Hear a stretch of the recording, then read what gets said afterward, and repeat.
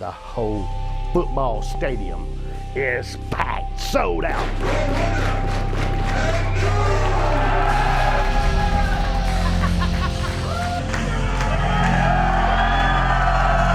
Woo! It's coming your way.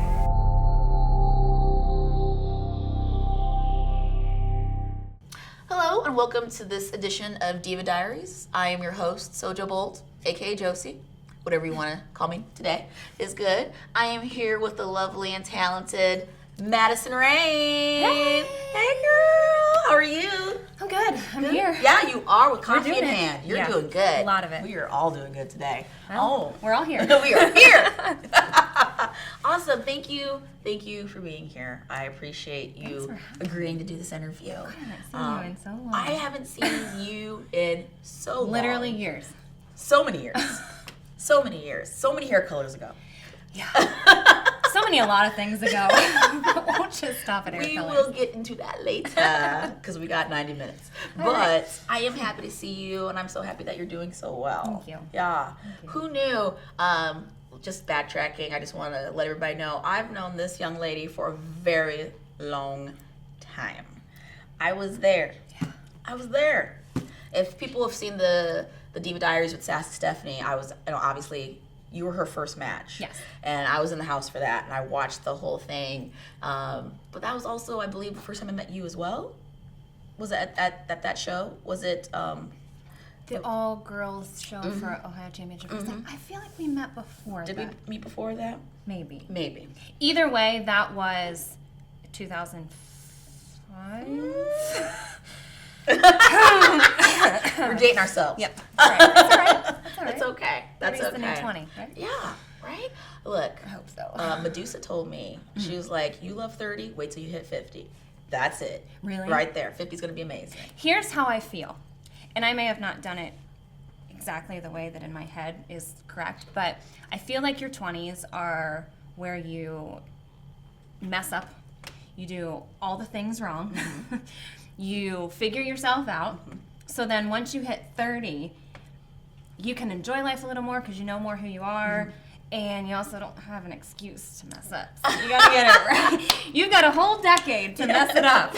Figure it out. And I am on the verge of 30, like months Oh, away. So I'm wait. like, all right, I got it all together. Are you serious? Are you only 29 right now? Get out of here. I remember 29. I am 21. That's hilarious. But I've seen you through many stages of your career in life. Yeah. And you're in such a good place right now, and I'm so happy for you. But we're gonna talk. We'll get there. We're gonna get there. We're gonna get there. Let's start at the very beginning, because I like to talk about, where are you from originally? Ohio, correct? Yeah, I am. I'm from Ohio. Yeah. I mean, I feel like that's one of those states, and I love my state. Go Buckeyes. But it's not one that's like, oh, cool, you're from Ohio, so you know, da-da-da. Yeah. Or there's that really cool haha in Ohio. Yeah. College football. Yeah. And professional wrestling. Professional wrestling. Believe it or not, there is a really big, strong, still today, market for professional wrestling in Ohio. I think bigger now than it was back then. Yeah? I mean, just with Cleveland has done is doing big things. And then Cincinnati's always Cincinnati has had a little something going on there, but I feel like a lot of new little promotions have popped up around Cincinnati. But Cleveland with AIW has really taken off actually in the last decade. Yeah. They went from being something just kind of happening to something people really want to be a part of now. I think AIW is fantastic. I think the entire Cleveland area, though, has JT Lightning to thank for just what professional wrestling in Cleveland is. Yeah. He was wrestling before I knew anything about wrestling. We just talked about how long ago that was. And God rest his soul, he was one of the people who gave me a chance before I deserved to have one. So not only did he do big things for Cleveland, he did big things for me, he did big things for a number of people that you watch every week on TV now. So if there is a redeeming quality about Ohio, about Cleveland, it's JT Lightning. You got it. And I think people pay their respect to him because he did have a hand in a lot of people's career, especially early on. And he's He no gave a longer lot with of us. us tough love. Oh, a lot of us. but you tough needed love. it. Yes. You needed that tough love. Yeah. That's part of wrestling, is the tough love Yep, it's part. not ballet. I don't know how many times I've heard that in 10 years. Fantastic. That's awesome. But you're from Ohio. Mm-hmm. You grew up, Literally in the middle of nowhere. Yeah. I can't even, when people say, where are you from? Oh, what part of Ohio? Well, I can't really tell you. It's like Columbus, we're kind of northeast of there. Like, I literally grew up in the middle of nowhere, and the town where I grew up was bar, cornfield, football field, professional wrestling school. Wow. Little did I know there was a professional wrestling school 8 minutes from the house that I grew up in. Wow. So that's essentially how it got started for me. I was really active in sports all through high school. I played softball. I was a cheerleader. I was on the powerlifting team 1 year. Didn't work for me. I was like 95 pounds in high school. It didn't work for me. And lifting how much? Nothing. Yeah. It was a joke. I got the bar. So after that, I went to a community college. After I graduated high school, I didn't go to a big university. I went to a community college, and they didn't really offer any athletics there. So I'm like, well, what am I going to do? And I started training for fitness competitions. And I walked into my local gym one day, and it was like fate put this poster that was half ripped off the wall for a wrestling show in my town. Yeah. I'm like, this is awesome. I love wrestling. I'm going to go watch this. I'm going to go be on this wrestling show. So, oh God, this is embarrassing. So I reached out to the promoter, who then later became my trainer, and he's like, yeah, come on in, check out the show, let us know what you think, and then, we can sit down and talk, but come be a fan, watch the show, and see what it is you're signing up for.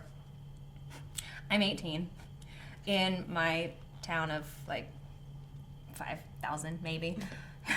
So I go to the local gym and I do a really good workout that morning. I get a spray tan. I'm like, but it wasn't like a nice, well done spray tan. It was like Your first one. a redneck in a gym grabbed a spray tan gun and was like, you're orange.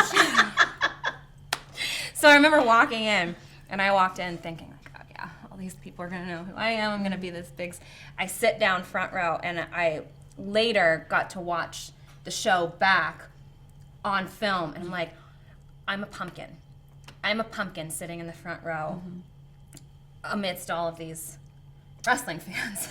Who don't spray tan, by the way. I didn't stand out in a good way, I don't think. No. And then I later found out, like, as I became part of that family, that all the boys in the back were like, who's the, like, really orange girl in the front row? Like, what is she doing? She doesn't fit in. Why is she here? Who brought her?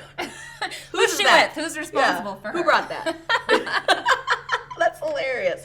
I don't want to jump too far ahead because I do want to talk about, growing up in Ohio and a little bit about your family too. Because your family actually has been very supportive for the most part. For the most part, your family's. I mean, I remember meeting your mom and your dog at the time, and they'd just be like, "Oh, Ashley." Oh, my Ashley. You came to my parents' house and they asked you for your autograph. Those are the kinds of people my parents are. They're so sweet. They are. They're They so sweet. They really are. Really good people. They're So, you grew up being athletic and, a good kid. You were a good kid. I was a good kid. Yeah. I was in drama club. I was You did all the good kid stuff. homecoming queen, cheerleader. Yeah. Yeah. With 2 older brothers. Right. So this is like a normal childhood. You grew up watching wrestling a little bit. You knew what wrestling was. I mean, all of us have brothers for the most part, and we watch wrestling with our brothers, and then they practice the moves on us. Yeah, exactly. Yeah, exactly. I think any female in professional wrestling who has brothers kind of has the same starter story. Like, I used to watch wrestling with my brothers. I was 4. He jumped off the couch. I had to watch it and on learn, you. or I was gonna, So Yeah. I'm just that stereotypical 2 older brothers. It's either you sit down and you watch and you take notes, or Saturday morning when we're not going to school, we're gonna wake up and we're gonna jump off the staircase on you. You might as well be ready. Yeah, exactly. Know what to do. Protect yourself. I love that. Okay, so you walk into this gym, you saw this poster, you're like, I'm gonna do this. Like, just a click like this. It went from, I'm gonna do fitness competitions to wrestler. It's not going to do this. Just that fast. Now, did you think it was going to be easy, or like the transition? Like, did you know how hard it was going to be, or did you're just like, well, I'm 18 years old and I'm just, exactly. I was 18. I wasn't thinking, and I started that whole what we just talked about, like our 20s, or where we kind of like do all the thing. I started that when I was 18, so I didn't give a lot of thought to it. I'm like, I'm young and resilient, and I can do this. Yeah, I can do anything, and I was always pretty good at sports that I tried. Volleyball never worked out for me because I'm so, but other than that, I was always pretty good. I picked up very quickly on things. So I think maybe in my head I thought, I can do this wrestling thing. Like, everybody else can do it, why can't I do it? sure. Wrong. Well, not wrong. Well, because here we are. But it wasn't, I didn't pick it up quickly. I was also, though, the first girl to walk into the school where I trained and go, hey, I'm here to be a wrestler. One of the first. So one of the other guys, his girlfriend at the time, wife now, would come in and just kind of roll around for fun. But I'm the first one who, like, took all this money that I earned selling prom dresses at my job and said, here you go, train me. And the guy sat me down, Jeff Cannon, sat me down. He's like, just so you know, you're going to be treated like one of the boys. I'm like, okay, what does that mean? So I have to be standing up now? Is that what you mean? Oh, okay. So you're not going to buy toilet paper is what you're telling me. Right, and I don't have to wash my hands anymore. I got this. He's like, I'm not going to take it easy on you because it's not going to help you, and nobody's going to want to work with you if they've got to handle you with kid gloves. I'm like, okay. I'm glad he did that, but it didn't take long for me to figure out what he meant by that. Like, all of these bumps and all of these things that my body then wasn't used to. Like, everybody who's not in the wrestling business has this misconception that a wrestling ring is like light and fluffy and bouncy like this chair. It's not. And when you're trying to condition your body to get used to that, I mean, our human brain doesn't tell us, like, fall down, get up and fall down again. It's so... The opposite is what your body tells you, is to protect yourself, to catch yourself. And it was hard. Like, it was really hard. And there weren't even that many guys at my training school who were, like, smaller guys that were a little more evenly matched with me. It was all of these big guys, like, throwing me around, and my trainer was like, bump. Oh, I hit my head on that one. Okay, well, get up and do it again. I hit my head again. We'll do it again. Do it until you get it right. And I remember there were times I would leave practice and go home and sit in my room, and I would just cry. Either because I was just so stiff, or because I didn't think I was getting it. And, like I said, I was pretty good at sports. And so for me, here I am, and there's this thing that I've been wanting to do since I'm 8 years old, and I'm not doing it right. I'm not getting it. Yeah. I think a lot of people go through that too, that whole that crying phase in the beginning, because it's so traumatic. It's so different than anything else you've ever done before, but you want it so bad. And you're just like, oh, I'm getting yelled at, my body hurts, I just hit my head, everybody hates me, I keep showing up and I don't know why. I'm gonna cry now. I'm just gonna let it out. Disconnect between your brain and your body. Like, your brain's going, stop it. And your body is going, but I really want to keep doing this. Yeah. So, like, you have to find that. And I think that's the case with a lot of professional athletes. Like, it's not easy. And so you have to condition yourself to not be a quitter and not buy into the things that your brain's telling you. Like, you can't do this and it hurts too much. It's too hard. Just quit now. You're not going to be one of the ones that makes it. You have to be that crazy one that's going, yeah, I can. Yeah. I can do it. And I was. Yeah. And that level crazy is completely necessary, because if without that little bit of crazy, whether it's this much or this much, you're not going to make it in this business. And you're going to believe the first person that says, you can't do that. Yeah. I had a ton of people tell me that. Yeah. What are you doing? Yeah. Stay in school. Stay in school. Stay in school. Girl, get married and have some babies. Stop doing that. Ooh, be happy. Don't you know where you come from? Or my new thing. Stop. Don't do that. Sit down. Embarrassing My yourself. boyfriend makes fun of me. He's like, "That's your new thing." It says so much, though. It does. It really covers the gamut. So you go to this wrestling show, and this is your first professional wrestling show you've ever been to. Have you been to anything else? No. So What? when I was 10 is a good number. My family wasn't the type of family that like every summer we packed up and went somewhere, like went to Florida or went to the ocean or did any big extravagant summer vacation. But we always, being in Ohio, there the huge amusement park Cedar Point is in Cleveland, and there's one in Cincinnati, also near Cincinnati also, and so we would always do something like that. So, except for this one year. I don't want to go to Cedar Point anymore. I don't want to go to Kings Island. SummerSlam's in Cleveland, and that's what I want to do. Oh, that's so sweet. I don't think my mom thought it was sweet. But I was very, adamant. I was putting my foot down. We're going to SummerSlam. Who main evented that SummerSlam? What year was that one? Do you remember? Don't ask me questions. Okay, sorry. It's early. It was, I do remember it was, I think, the first Boiler Room Brawl with Mankind, Undertaker, and, so that was really cool, except when you're there, you're watching it on a screen, you're like, where are they? I want the entrance. I want the Undertaker's entrance. I want the lights to go down. I'm 10 years old. I want to get scared out of my mind. And where are they? Yeah. I don't remember who made it in that That's one. okay. That's okay. But it was SummerSlam. I remember it was I had a sign. I had a T-shirt. I was there. You were in That it. was my summer vacation. Yeah. It was awesome. Yeah. It was and I think that probably intensified my love for wrestling, just because I was so captivated, and I never forgot that feeling. Even now, I still try to be that person that can do that for people who come to watch shows, because that's what it is. That's what we do. That's our job. Yeah. And some people do it a lot better than others, but I just remember being 10 years old and feeling like I was just at a magic show. Oh gosh, I'm at every Queens of Combat show. I get goosebumps. Are you kidding me? There are just some girls who come out and just I literally I go, look at that, look at my, oh my God, that's real. I'm excited right now. Ooh, what's gonna happen? You should though, and when you stop having that feeling is when you should. Yeah. No, you got it.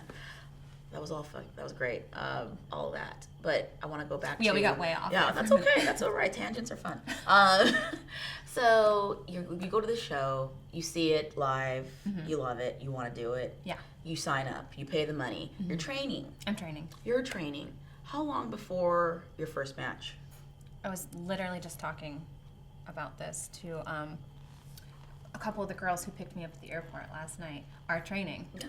We've been training about a year. We're getting ready for our first match. I'm like, my first match was 5 months into training because my trainer was doing a huge show at my old high school.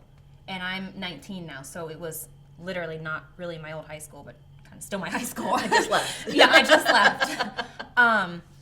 Big show. I think Al Snow was on the show, and then so my trainer books the match. Me and one of now my best friends, Jamie, the girlfriend of the guy who. So she would train infrequently. I mean, she was going to college to get her master's degree. She was going places. Yeah. So she would come infrequently to training, but when he booked that match, so I'm killing business right now. No, you're not. We would come, we would go to the school, and we would go over the same stuff, just because neither one of us were ready to have a match. We had no business being in the ring in any capacity other than training. But you didn't know at that time, though. But you're not going to say no. All of your friends and family are going to be at this big show, and we've already sold 500 tickets, which for an independent show is huge. Well, I'm not going to say no. I have no idea what I'm doing, but I'm not going to say no. So we would practice and practice and practice. I'm sure I wrote stuff down at one point just so that I would have it. Okay, I got it. So then, the week before the show, my trainer comes into the school and he goes, Ashley, Jamie, I booked Ivory to be your special guest referee. Am I happy? Am I scared? What emotion am I feeling right now? Because again, I'm 5 months into training, and I have this special guest referee coming in for my first match who I've looked up to and idolized for all of these years. Okay, so I'm excited. The day of the show, I get there. She comes in, couldn't have been nicer. Like, put me on my Zen mountaintop. Like, I'm ready. I'm ready to do this. And so we are somewhere middle of the show probably. And she comes back to us and she goes, all right, girls, tell me what you've got.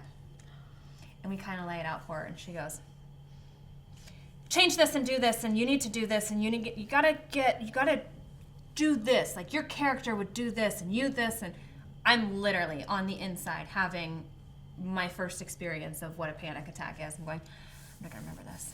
I didn't write that down. I didn't practice that for the last, terrified. Yeah. Absolutely terrified. And I go to my trainer, I'm like, what do I do? I don't want to disrespect her, and she is so right, and I understand, you helped us put the most basic match together, so thank you. But now what do I do? Fantastic. And so my trainer actually came out with me to the ring, and her boyfriend came out with her, so we had these people on the outside and we had Ivory in there with us. She literally held us both by the hand and just walked us through that match. And it was it was a really good match. Memory wise, it's probably one of my top 5. Execution wise, it wasn't great, but just the way that she took care of us and got us through that match, and all of my family was front row, and all of my friends and all of my old teachers, and I did a hurricane run off the top rope. Whoa. And I landed it, and it was awesome. It was so cool. Yeah. But at the time I was going, I don't know what to do. I'm happy, I'm sad, I'm scared. I'm 5 months in. Oh, there's my principal. Right. I don't have all that many clothes on. Yeah. Hey, thank you for that A that I didn't deserve. So 5 months in, and this happened. So after the fact, my trainer, so then the next day we go to practice, and my trainer comes in, he goes, I'm sorry that we put you through that last night, but you are going to be so ready now for whatever else comes. Yeah. You handled it, and you did it, and you got through it, and I couldn't be prouder of you. And in a few years, you're going to look back and be proud of yourself, too, because 5 months in, you shouldn't be wrestling, and you did it. Right. And I did. Yeah. Fantastic. I love stories like that because it always seems everybody's thrown into the fire so fast. And it's like, I wasn't ready, but they told me I had to be there, so I showed up. And I wasn't there. Say no. I wasn't going to say no. I had my boots, so I thought, okay, I'm going to wrestle today. But I think that's a testament to the strength that we have. And you're if you love it, you're just going to show up and you're going to do it. And you figure it out. You're going to figure it out, okay? It might not be good, but you're going to figure it out. And I did. Somehow I did. And somehow I still am. Right. You survived. And then did you just catch it that was so awesome. I got to do that more now. Yes. Yeah. Immediately after, once I got to the back, and no bones had been broken, and everybody was good, and all the people were hugging us and proud, and from that moment on, I'm like, oh, that was it. The bug, it's bit me. Gotcha. I'm in there. Gotcha. Awesome. So, obviously, he was really proud of you, but then he was one of those people who also started running all women shows, which was at that time wasn't the super popular thing to do. I think Shimmer had just started doing their thing. Shimmer was a couple years in, and then WXW was doing the Elite 8. But there really wasn't a lot of just all women stuff going on at that time. So when what did he call it? It wasn't Girls Night Out. That was ICW. What did he call that particular show? Wasn't it called something like Ladies Only or something? Ladies Night? Ladies Night or something like that. Sorry, Jeff. It was a while ago. It was something like that. I just remember at that time, women's wrestling wasn't popular. You still heard things like, oh, women's wrestling sucks, or, oh, I get up and go to the bathroom during the women's match, stuff like that. So They should be managers on the outside. Yeah, why are they in the ring? Stuff Eye like candy. that. Eye candy. Nothing wrong with being eye candy, but you can still have talent. You know. Turns out we can do two things at once. We're women, we multitask. I remember hearing about the show. At the time, I was at OVW and ODB. We were writing from a house show, and she's like, telling this promoter, trying to show tomorrow. That's my ODB impersonation, by the way. How does she feel about that? She doesn't care. I guess I gotta go do the show tomorrow. And I was like, hey, let me know if they need a girl, because I'm ready to go. And she's like, oh, okay. And she did this. And she's like, they need somebody. I was like, oh, great. I'm in there. I'm in. And I was like, all girls show. There's only like one guy doing that right now. And ooh, are they expecting a draw? Like, who's showing up for that? That that sold out. It did. That show sold out. It was packed to the roof. Yeah. He did all of his shows in just a local, it was an elementary school gym. And that was brilliant because, I think that it could fit 400, somewhere between 300 and 400. And that doesn't seem like a lot, but when you're in this smaller area and it's just packed out to the point that it's like standing room only, it feels like you're having your WrestleMania moment. He was brilliant in the way that he did that, and I do remember just shocked at the turnout that they had that night. And inside I'm going, yep, my hometown, all girls show. Yeah. Yeah. I mean, it was your hometown. Like, it couldn't be a better situation. Your hometown sold out, all women show. And I think were you main event-ish? Yes. Like, up there. Yeah, girl, I mean, there's nothing wrong with that. Well, it was like one of those tournament deals. So that was where I had Steph's first match with her. Steph's first match. And then went on to wrestle Haley Hatred. Yeah, she was there. What ended up turning into a Falls Count Anywhere match. Haley, where are you? What happened? Yeah, call somebody. Come see us. Let us know that you're okay. And then, at the end of the night, ODB. Which is the easiest match of the night, so that's good. That was last. The first thing she did was spit. I think it was like beer or whatever. In my face. I'm like, all right, I made it. Oh, girl, that's the easiest spot in the world. I call for that all the time. I'm like, spit in my face. Yeah. After being like thrown into stairs and chairs and things like 2 matches prior, she's like, all right, I'm going to spit in your face. I'm like, cool. Great. Fabulous. I'm going to lay down for a minute. And we're going to go home. Yeah.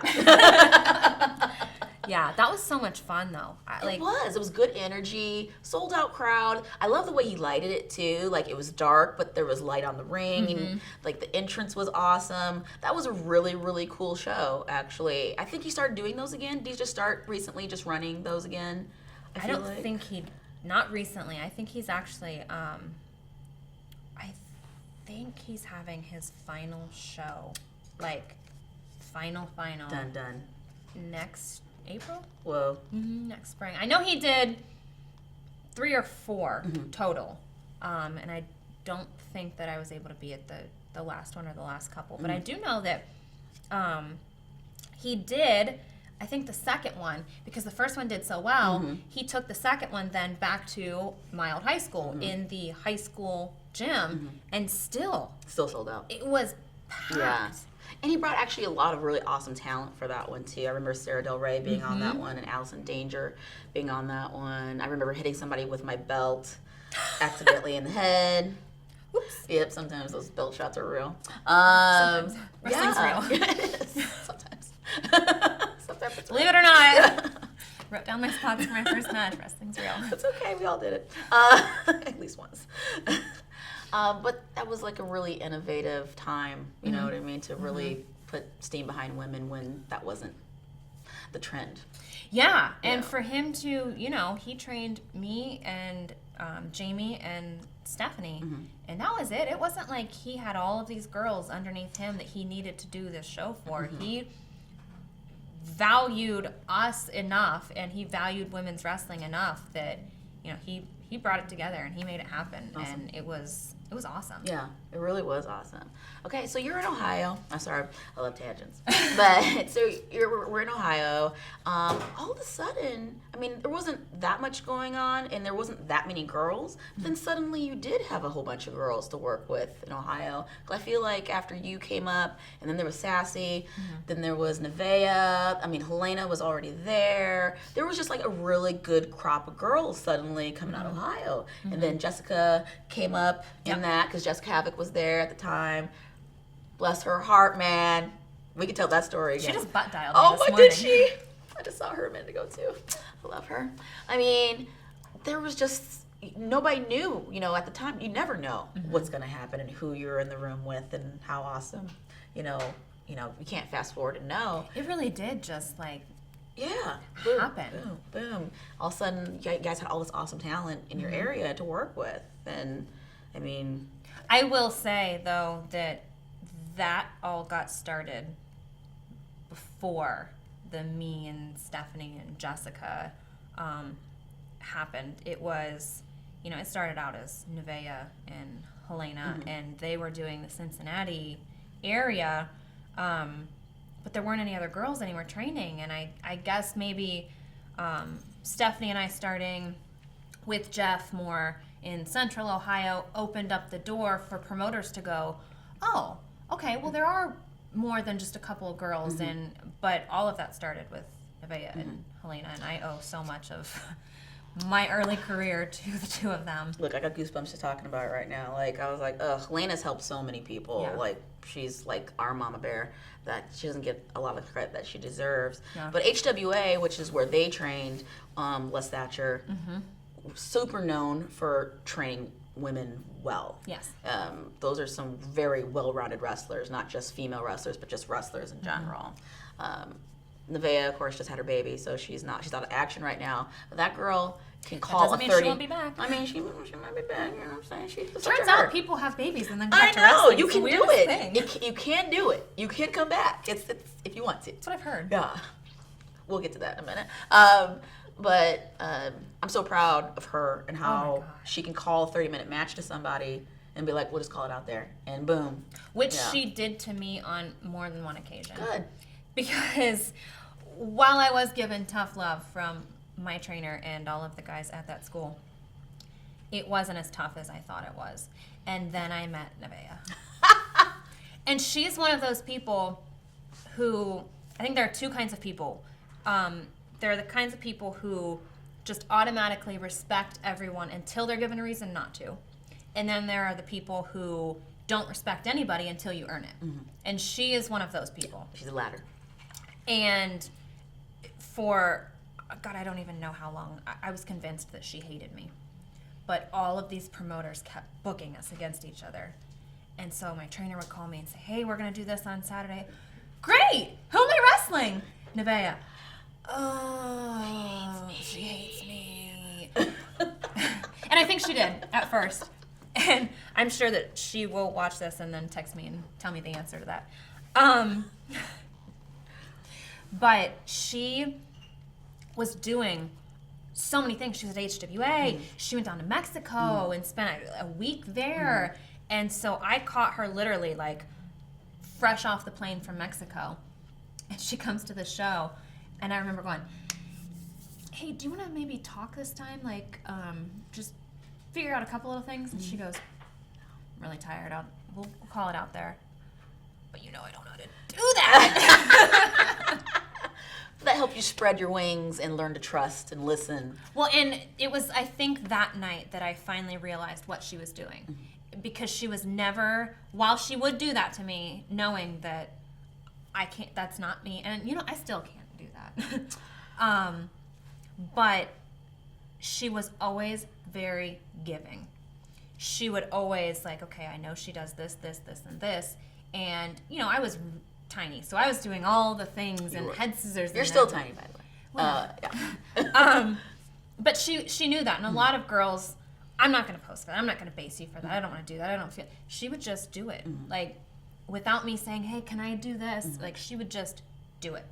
Well, that's part of the good training that she's had too. She's like, if I don't put this girl over, I'm not over. You know what Right. I mean? So she understands that you need to put people over to be over as well. Well, not only was she trained by Les Thatcher, but her husband, Jake, is just, you know, he respects the business so much, and he's so good at his craft. And so I think when she decided, hey, I want to be a wrestler, because, you know, they're high school sweethearts, so they started doing this together. Yeah. And when she finally decided, hey, I actually want to, I want to do this, I'm sure he sat her down and was like, this, and this. Yeah, and we're going to do it right. Yeah. Yeah. Yeah. You're not going to be one of those stupid bitches that just goes out there and does a head scissors and I get satisfaction.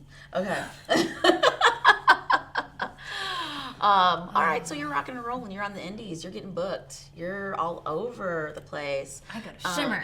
Girl, that was a goal. I remember was. sitting down and talking to you about what your goals were. Because that's something I love talking to people about. It's like, so what are you trying to do? Where are you trying to be? And I remember you saying, well, I really want to wrestle for Shimmer. I was like, oh, okay. Good luck. Yeah. Oh, okay. I probably shouldn't be too hard. At the time. But I'm like, you're driving distance. I think you'll be okay. Right. Yeah. So you get the call. You're going to Shimmer. You're excited. Yeah. Yes. Very. Let's talk about Shimmer for a minute. Again, one of those deals where I was given that opportunity before I was ready. Thank you, Dave Prazak, for giving me that chance before I deserved it. I remember I didn't want to make the drive all by myself, because from Ohio to Chicago was like 7 hours. I'm like, Dave, I can't do this, and you know, I'm working as a waitress. I don't want to gas, and so he had Lorelei Lee pick me up. I think she was in PA at the time, and she drove through and picked me up, and so I got to ride with her. And we didn't really know each other. We had done the all-girls shows that my trainer put on, but she was fairly new too. Like, she had a little bit more experience than I did, but it wasn't her first time there, and she was kind of like prepping me and just telling me like, it's gonna be good, and he's probably gonna put you in a tag match, and you know, you may have a dark match, and not even, okay, cool, yeah, whatever. I don't think people know that at Shimmer, you don't know what your matches are until you get there. Like, they don't tell you who you're wrestling. No. And then until they put the sheet up. And then you're like, oh, And then where am everyone's I? running to it, like, oh, there I am. Oh, girl, we're working. Yay. 18 fun. minutes. Yeah. Oh, we're up soon, so we better figure it out. Yeah. Yeah. And that was like exciting for most of the girls there, because they all had a lot more experience than me. But when I got there and I saw that process, I was like, Can you tell me what I'm doing tomorrow so I can get ready? Because I'm really nervous. But Dave knew what he was doing, and he put me in a tag match, and he gave me very little time, which I was okay with. And he gave me just enough time to shine and show who I was, and then the match was over. And I thought that was my weekend. I thought, you know, he gave me a match. That was like my tryout, and then, you know, if I did well enough, then he'll call me back. Next day, he says, I need you to wrestle singles match on the show, on the DVD, 10 minutes with Alexa Thatcher. I'm like, okay, cool. Yeah. Cool. She was young at that time, too, in Yes. business. So. But she had just done her tryout with TNA. Okay. And so I was familiar with her, and we were both really new. So we sat in the back, and we were kind of like, what are you going to do? I don't care. What are you going to do? I don't care. I love that conversation. So the match was not, I mean, I don't think that either one of us would say it was one of our best matches. I think in the very beginning we traded like 8 arm drags. And when like two guys who are like lucha style do that, it looks really cool. Yeah. We were like, huh. The idea was good. Yeah. The execution, all right. The match was good. He only gave us 8 minutes. Halfway through the match, and we had talked about this. We all do it. Snapmare, I'm gonna give you a little kick in the back. Oh, that's fun. Nobody does that. Nobody. Yeah. So I'm like, okay, yeah, I'm familiar. Yeah. I know that one. Yeah. She snapmares me, and I'm waiting, and I don't feel anything, and then all of a sudden the next thing I remember was going,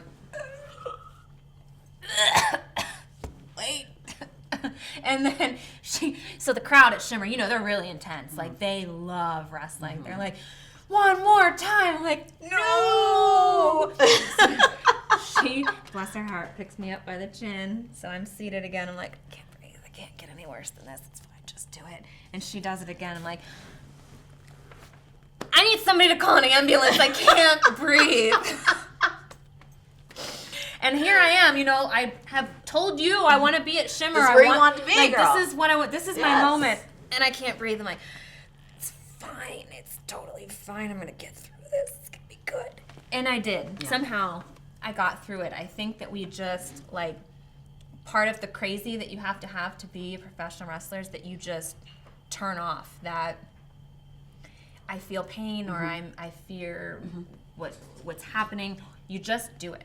Like, you just get through it. Well, I think we realized too through training that there is a possibility to get hurt, and the difference between being hurt and being injured is a big difference. Yes. Like, I might be hurt right now, but I'm not injured, so I'm going to keep going. Right. Right. I mean, when we hear about people breaking a collarbone or breaking their orbital bone or breaking any bone, any bone actually, but they kept going. Yeah. And you're like, oh my God, the intestinal fortitude. You're such a strong person. No, I'm a wrestler, okay? Yeah. I'm a wrestler. I gotta finish. But you know what? Here we go again on a tangent. Like, I'm jumping way too far into the future. But I've had to, in the last couple of years, really defend what we do. And I've had people really kind of try to stick it to me, like, what you do is unsafe. What you do is dangerous. What you do promotes violence. So, while yes, there is that chance that we could get injured or we could get hurt, we're professional athletes. We are trained to do what we do. So when we do something amazing and it looks like we just fell on our brains, we're trained to do that. Yeah. We're not, you know, this is how, and I have to be more eloquent in my explanation at certain times, but I'm not going to put glitter and hairspray and spandex on if I really want to hurt that other person. It's back to when I was 10 years old at SummerSlam. Like, we're trying to captivate an audience.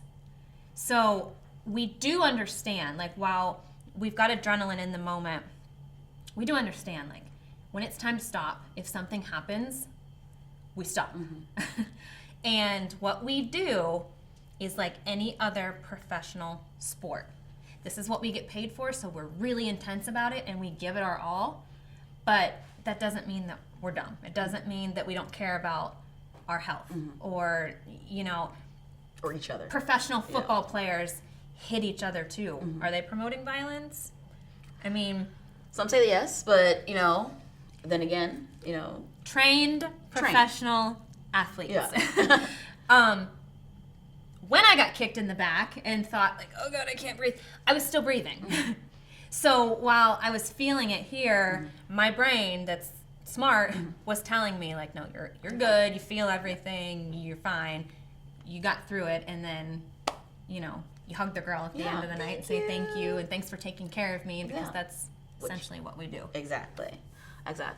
You had actually a really awesome run at Shimmer. You became tag champs. Yes.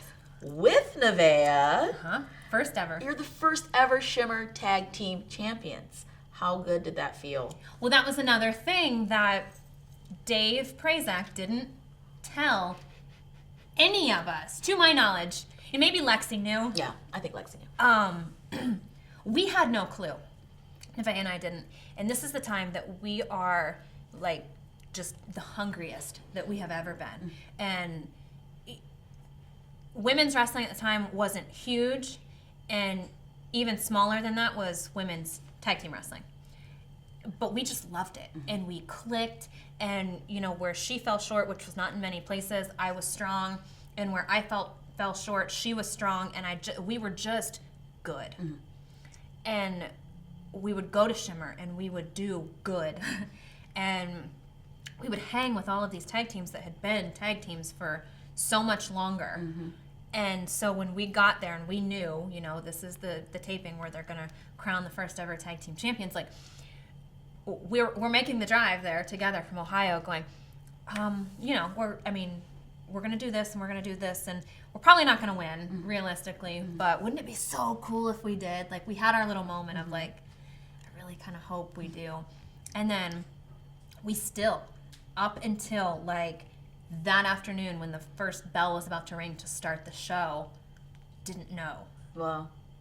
And then they finally told us. Like, Dave didn't even put on the sheet, like, this is going to be what happens. And so when we finally did find out, it was a gauntlet style tag team match. So I think first we had to wrestle Portia Perez and Nicole Matthews. And The Ninjas. Portia just recently retired. I know, it I was happens. so sad to see that. I know, but it happens when real life happens, It does, doesn't it? So we wrestled them. It was awesome. And then it was, I think it was the International Home Wrecking Crew. No, it wasn't. It was Lacey and Rayne at that So time. just the It was regular, just the Minnesota Home Wrecking Crew. You got it. And those two just put it to us every time we were at Shimmer. They put it to us. Like, I was in the match with them wondering, like, did I do something? Like, what did I do? What did I say wrong? And again, now I know they wanted us to grow. Yeah. So we did the thing with them, and it was like 12 minutes long. And then Malaya and Lexi come out. The Experience, man. Oh, what? God. They were so much fun. Those two. And you couldn't not be in the ring with them and learn something. It's like 30 years worth of wrestling experience with them, and they're just so good. They're just so good. Like, they're so amazing. I'm sure you learned a lot in that match. It wasn't, though, until we were with them, talking with them before the match, that we knew what was happening at the end. And then when one of them said, and then you're going to we were both on the inside, Nevaeh and I going, ah! I'm cool on the outside. Yep. I'm screaming on the inside right now. Cool. On the inside, I'm going, what? And it was just, now it's such a blur because it was like 30 minutes of wrestling, and I'm looking at Nevaeh going, I can't. I'm done. But we got through it, and I remember, we're still pretty new there. So we walked to the back with our brand new belts, and we're like, hey, thanks, and everybody's congratulating us. Good job. And we wait until like the smoke settles a little bit. We're like, let's take a selfie. Look. And we did. And we sent it to our boyfriends and sent it to our parents. We're like, look, this is like, we made it. Yeah. And it was so much fun for us.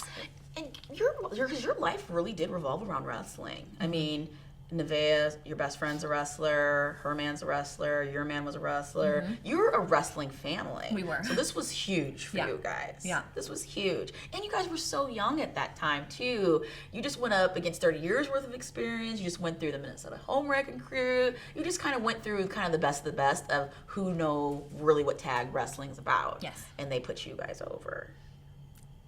I don't think in the moment we understood how huge that was. But we both definitely know now, looking back, all of those people, all 6 of those women, Dave Prazak, Allison Danger, because she was helping with the shows, like, all of those people trusted us to be the faces of that company. It definitely didn't sink in that in that moment, because Shimmer was it for any unsigned female talent. Like, that was the place to go. And for all of these people to have so much trust in us to do this right, now we get it. Yeah. And now we are so grateful for that opportunity, because without those kinds of opportunities, I definitely wouldn't be here right now. But what was really smart about that booking too is that he understood that you have to make stars. You have to put people over. You got to think about the future. Yeah. You know what I mean? So to go ahead and be like, we're gonna put our money on these two girls because they have a bright future, and boom, they were completely right. Heard. So Shimmer was awesome for you. Your tag champs, it's awesome. That also opened you up for other opportunities. You had a little run with Ring of Honor as well. Yes. Yeah. Yeah. Let's talk about that. And that was, I sound like a broken record. I do, because I keep saying, like, all of these people gave me opportunities before I deserved them, but, like, as we're going here along this like, I'm 2 years into my career right now. And I am half of the tag champs for the biggest women's promotion in the country. Yeah. And I'm working at one of the most prestigious wrestling promotions, like, again, for any unsigned talent in the country. So maybe in the world, actually. Yeah. 'Cause I think a lot of that's a goal for a lot of people, no matter where you live. Ring of Honor. And for good reason. Yeah. I mean, they do phenomenal with running their shows, and just the professionalism, and the fans are just so diehard and loyal. But again, I remember going to my first Ring of Honor show, and I'm just terrified, out of my mind terrified. And my boyfriend at the time had worked for them several times, so he came with me and was like, you gotta stop. Like, you have to just go in, shake these people's hand, like, do what you do. Like, Dave Prazak has a whole roster full of women, and he asked you to come do this. Start believing in yourself. Okay, cool. So I get to the back, and I'm saying hello to everybody, and then I look at the sheet in the back, and it's me, Mischief, Daisy Hayes, and Lacey in a four-way. That's a heavy hit. Right. I'm like, Okay. yeah, I'm gonna go look that match up because I want to watch it. I'm not. I'm not. And these girls all know each other so well. And they can wrestle each other in their sleep. And then there's me. And while no one was ever mean to me, I feel like they probably didn't think I deserved to be there. And I didn't. I really didn't. I was thankful for the opportunity. And again, like, when you're offered something like that, you don't say no. Yeah, you go. But I think they knew that I was out of my league, and they wanted me to step up and prove myself. Don't know that I did. I wasn't given a whole lot of time in that match, which I was totally fine with. Sure.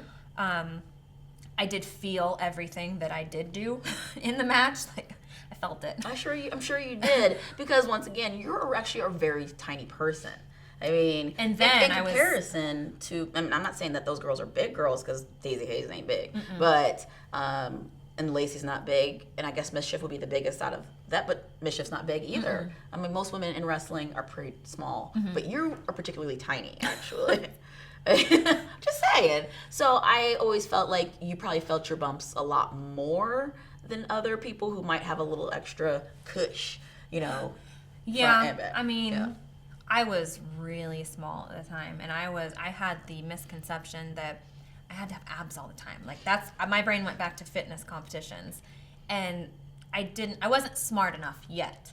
Like, since then, you know, I've done some fitness competitions. I know you need to put on muscle to take care of yourself.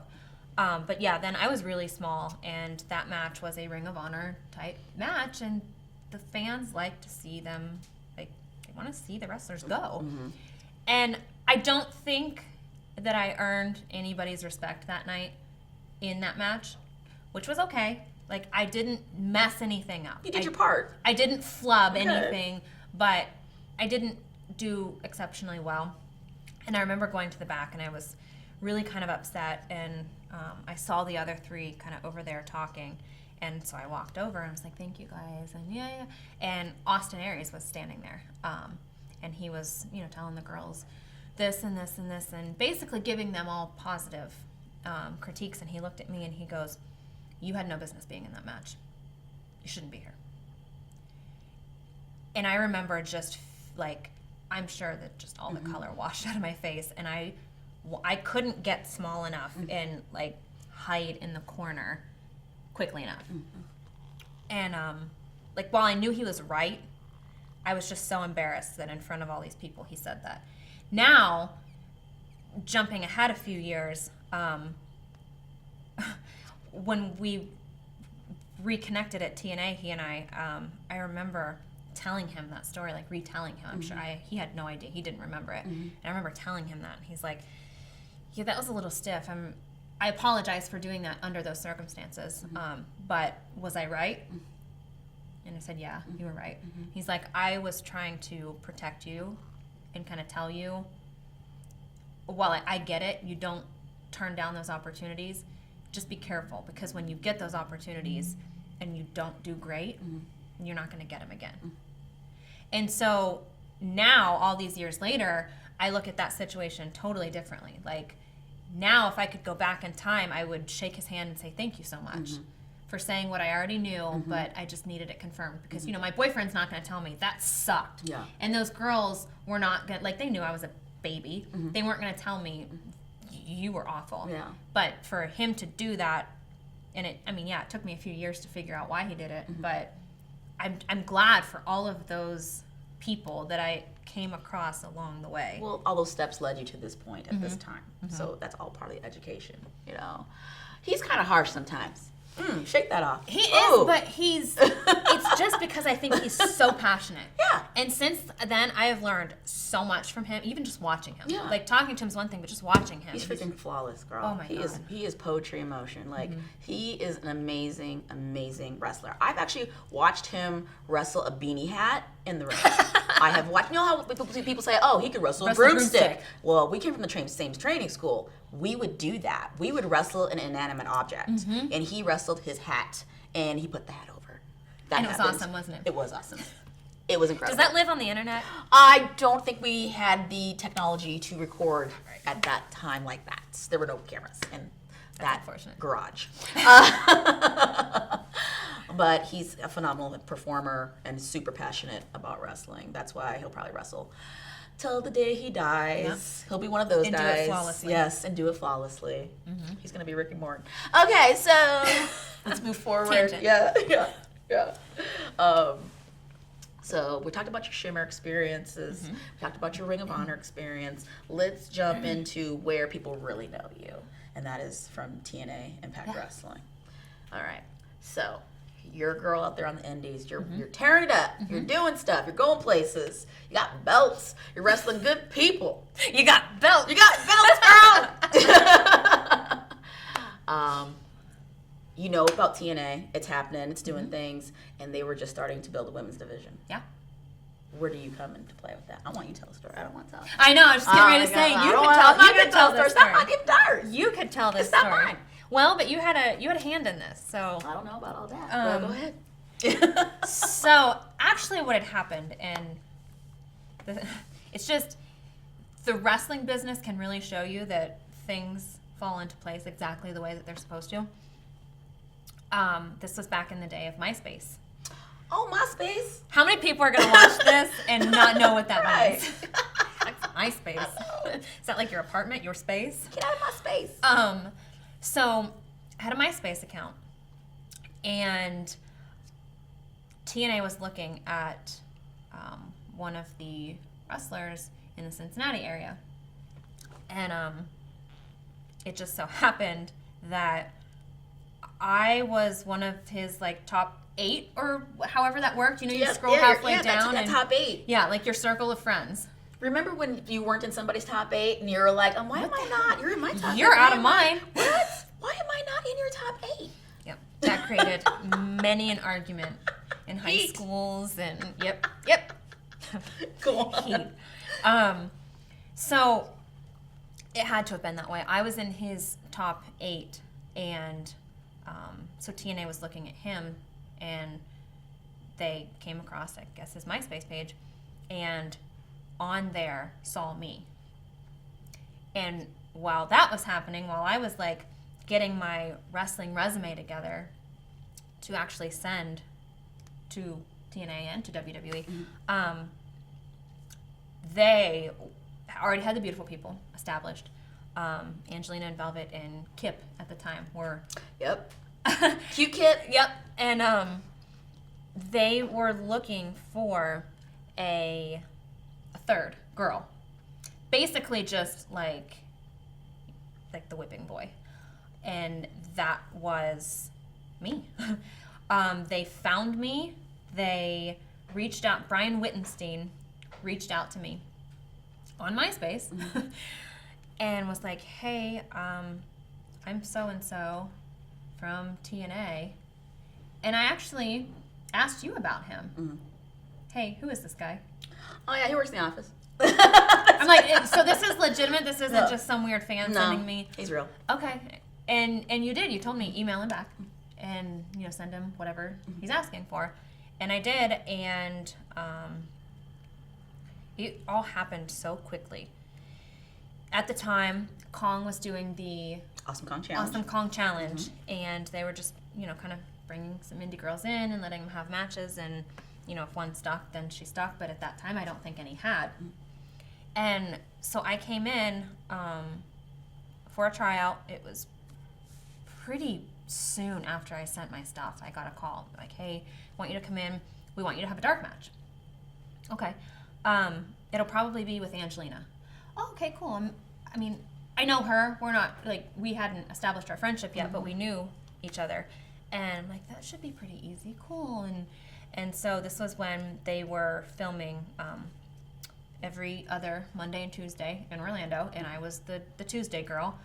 And so I came in, and I had 2 weeks notice that I was coming in for my dark match. And so I'm coming in on Tuesday. Brian Wittenstein calls me on Friday, and he's like, hey, we're going to go ahead and make your dark match a live TV match. I'm like, I can do this. I can do this. I did it however many years ago at my old high school. I can do this. And he goes, yeah, it's, your name's going to be Madison Rayne. All right, cool. Whatever. Okay. And you're going to wrestle Kong. Okay. Oh. Okay. Great. I'm really looking forward to the opportunity. Thank you. What? I'm going to do what? On where? Yeah. Tomorrow? Okay. Yeah. No problem. I'll be and there. I don't have time to digest all of this. And that's exactly what happened. I got there, had never met her, was just terrified. Not of her, just I had never been in the ring with somebody of her caliber. I knew, I knew the deal. I watched the show. I knew what was probably going to happen to me. I'm like, okay, well, this is going to hurt, but hopefully I do it well. Again, we were standing around that day, and she was so giving to me. She was making things up for me to do. And that was totally unexpected. And in those Awesome Kong Challenge matches, got way more offense than anybody else did. And I didn't know why. I was just, I thought that I was just here to fill a spot. And that day, it was just, you stayed with me that night, and I know, we were roomies. Came in the morning, and you told me the same thing that everybody else had, told me at every one of those little moments. Just do you. Just do you, girl. Just relax. Half of the locker room. Just go in there and do your thing. My favorite thing to say to people when they're nervous about wrestling is wait, do you know how to wrestle? Yeah. Well, then do that, okay? That's all you need to do. They don't want you to do anything else. Yep. Just do that. Can you do that? Yeah. And you're good. Always that way. Always. Then you're good. Just do it. Yeah, just do that. What's the matter with you? Just do it. Yeah. You're here for a reason. Do it. Get your money. And, I remember Tracy Brooks coming up to me literally seconds before I had to go out to the ring. And she gave me a hug. And she's like, I'm so proud of you. No matter what happens, I'm so proud of you. Thanks, but I've never had makeup this good before, so please don't. So we go out, we have the match. It was very short. And I got to the back, and I was just like, that just happened. That was the coolest thing ever. That just happened. And I remember standing there, and everybody's coming up to me and telling me, good job, and Vince Russo, hey, thank you. And so everybody's coming up to me. And then she walks up to me. Yeah. I'm like, did I do anything wrong? And she came up to me, and she hugged me, and she's like, Ashley, that was so good. That was great. Mm-hmm. And she goes, I don't have the power to hire people, but if I did, I would hire you right now. That meant so much to me. Mm-hmm. Like, that was one of the top moments of my career. To have just done that, and it was this small little match to her, and she probably doesn't even remember it. Mm-hmm. But to me, to have that match, and then for her to give me that kind of, like, good job, you did it, approval, meant so much. Yeah. It meant the world to me. She's a good person, you know. She's a phenomenal person. She's a good person, and she's a good wrestler, or an amazing wrestler, and nobody knows how to do her matches better than her. Mm-hmm. So I can understand, it could be very boring to be a Goldberg, you know what I mean? And just to freaking spear people over and over again, never have a real match, never tell a story. And she wants good matches too, you know? Mm-hmm. It's not just going out there and killing people. Yep. It's telling a story, as little of a 3-minute story as you can tell, with somebody that you're probably 200 pounds heavier than and 5 feet taller than. Yep. But she was so good at doing that style of match. Mm-hmm. You know what I mean? So that's why the Awesome Kong Challenge was amazing for a lot of reasons. It gave a lot of people opportunity and exposure, but it showed how awesome she truly is, because she gave so much. Yeah, she really did. She really did give a lot during those. And you don't see that a lot, especially I think in women's wrestling, because there are so few spots for us, that I think, I mean, we're catty by nature, but then add to that, you know, we only have this many spots. It's not like the guys where there are several spots each show. We have a tendency to get very, like, territorial and catty about our spot. And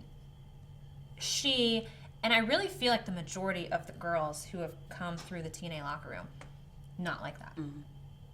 And it made it, for me, like, it was already in my brain. I had decided before I got there, I want to be there. Yeah. That's what I want. That's where I want to be. And then after having that experience, I literally had my phone in my hand every day after that, just waiting for the call and hoping that it would come. And it came pretty quickly. Yeah, it did. But in that time frame, it felt like years between having the match and getting the call for the contract. It just seemed like forever. It didn't take long for them to realize they wanted you.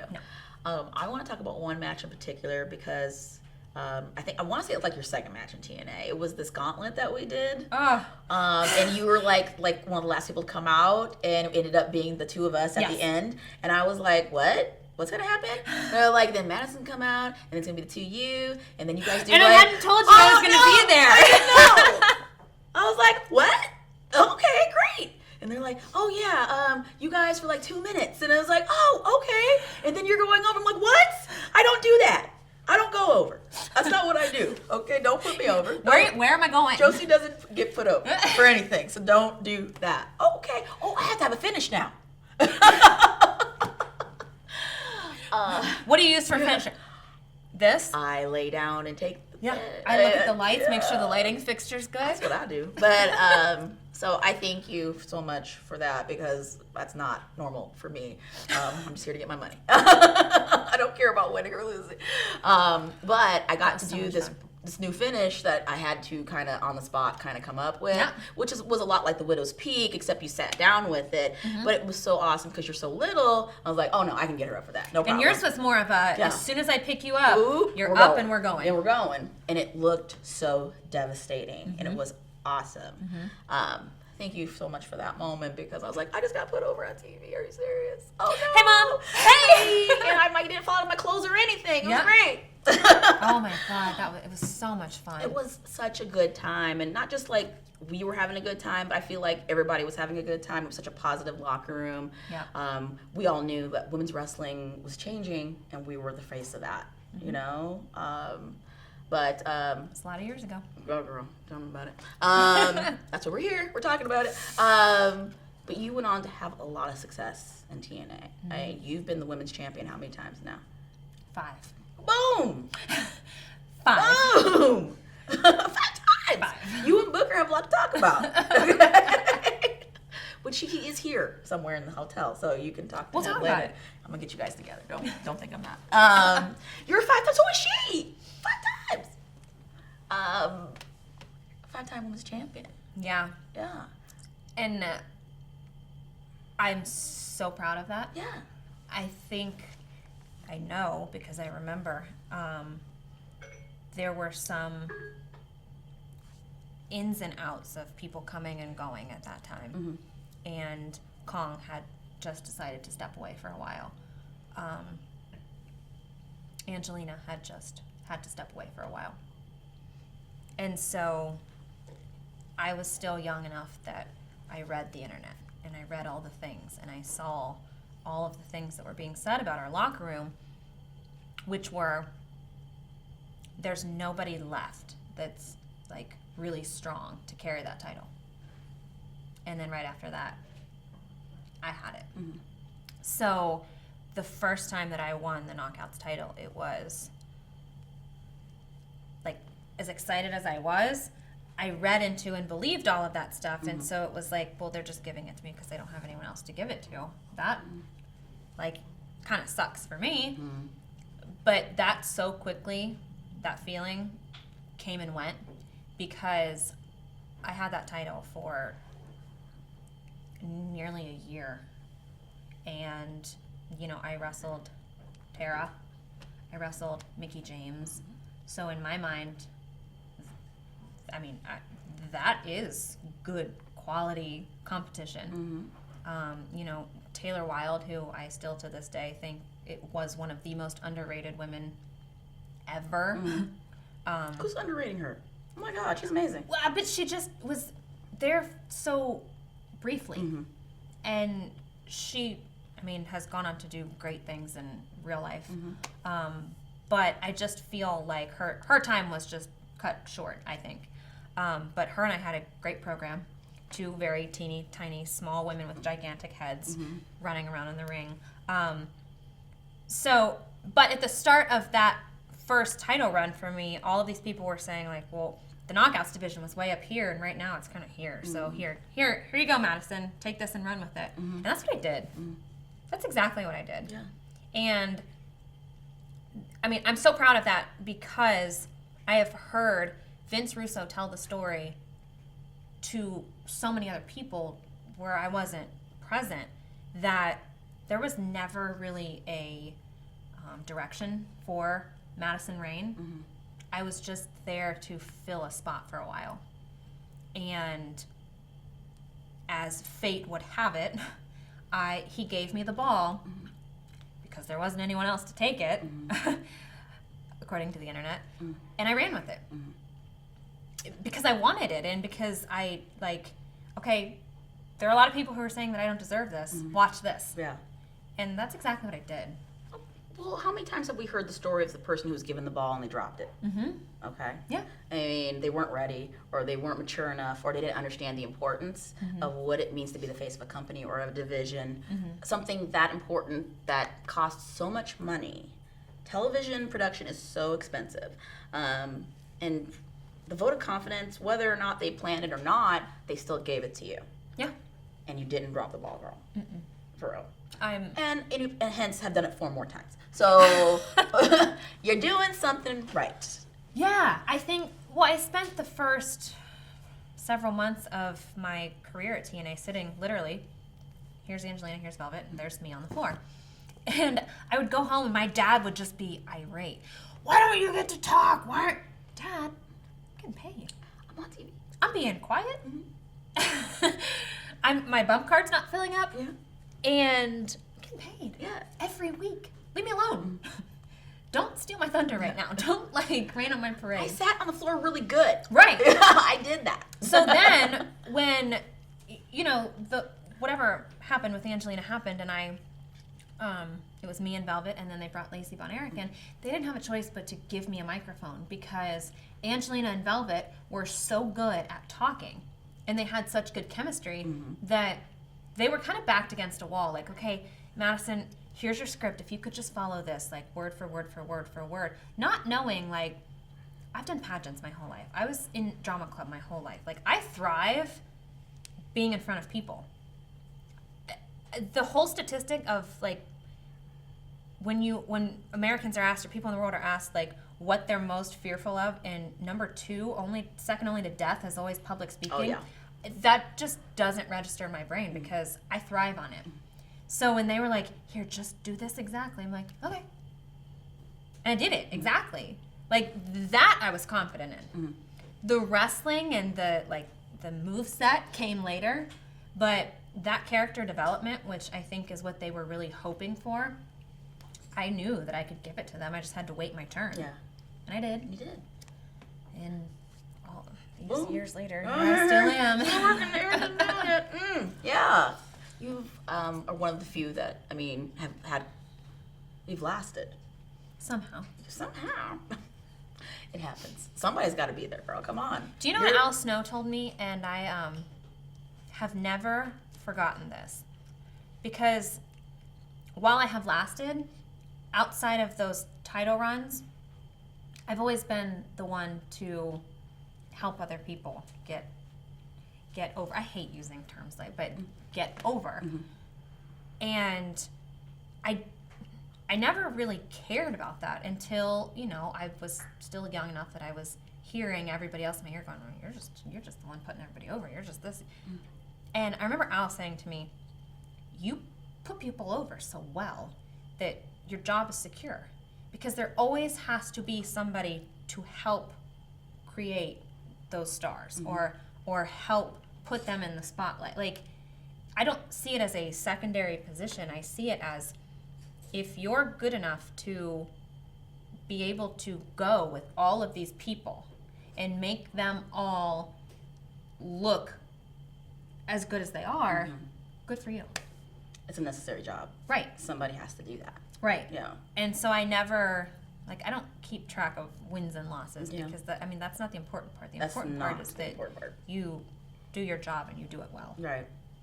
Hence, you've had a job this long. Hence, I had to sit here for a second and think about what my actual finishing maneuver is because I don't use it much, but it doesn't matter. It doesn't matter. I'm getting better. I'm actually, right now, in this phase of my wrestling career, I'm, starting over. And I'm actually going to the ring and, rolling and bumping and practicing mm-hmm. and changing my moveset mm-hmm. and kind of, refreshing mm-hmm. who Madison Rayne and, repackaging Madison Rayne. So that's kind of fun for me. That is fun. All these years later, I'm, kind of starting over, and it's exciting. Yeah, with so much more knowledge now. Yes. Yeah. Now you can stop hitting your head and doing stuff like that. Before we go, mm-hmm. I want to talk about, you've actually lived a very rich and full life. Not about rich, but it's been full. I didn't mean not maybe monetarily rich, but rich in other more important things. Yeah. You're married. I am married. You have a baby. I see this picture. Look at this picture right here. I'm like, look at this face. I know. Oh my gosh. Can I just ask you about what it's like to be a wrestler mom and you're a wrestler and you're a mom and balancing that? I started quite the trend, didn't I? There are a lot of wrestlers having babies right now. Lots. Suddenly. Something in the catering water. A lot of us had to change booking things because suddenly people are pregnant. But please tell me about that. I think we all are trying to, just like most women in other careers, trying to live the dream of balancing everything. Yeah. But wrestling is such a different kind of a job. I mean, what's it like being a mom and having to, I gotta go, babe, I gotta go to Orlando. I gotta go film this real quick. Mommy will be home, mm-hmm. Monday or Wednesday, mm-hmm. I mean, what is that like? Well, it's difficult. It was very difficult when I first started. I had my daughter in August. Life circumstances happened. That's all. And late November, I was back doing photo shoots in bikini. August to November. Mm-hmm. In August, in November, so, I think when you become a parent, and I'll go a little further to say when you become a mother, you develop superpower. Like, there's nothing you can't do. Like, physically, once you have a baby, there's nothing you can't do. Mm-hmm. But emotionally, there's nothing you can't do. And while getting up at 5, I remember like it was yesterday, the first time that I had to leave to go to work and leave my daughter. I cried the whole way to the airport. I cried on the plane.